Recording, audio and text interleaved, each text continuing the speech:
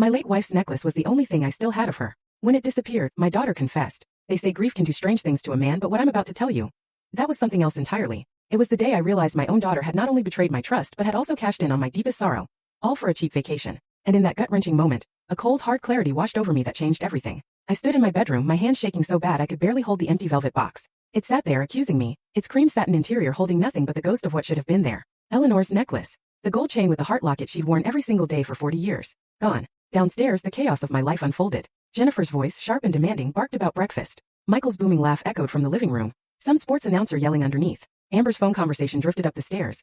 Complaints about being stuck here, about Phoenix being boring, about wanting to get back to California already. Today was Eleanor's birthday. 3 years since she passed. I'd planned to spend the morning alone with that necklace, the only piece of her I had left that still felt warm somehow. Instead, I faced this hollow box and the unsettling racket of my family treating my home like their personal hotel. Panic, cold and sharp, began to prickle at my skin. I pulled the drawer out completely, dumping socks onto the bed. Nothing. I got on my knees, checked under the dresser.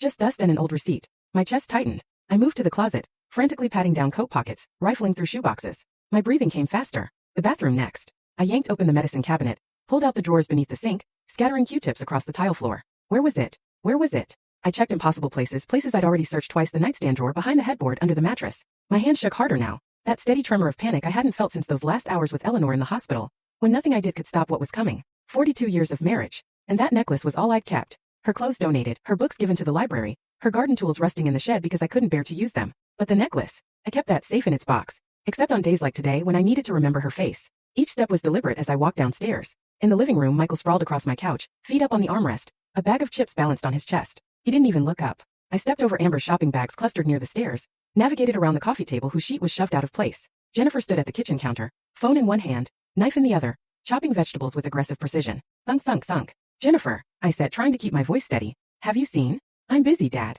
She didn't look up. It's important. Eleanor's necklace is.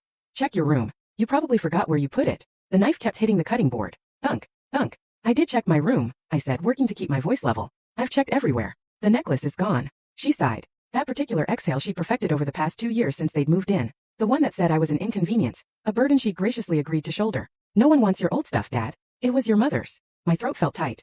Full story on the channel. Link below. Click now and watch what happened next.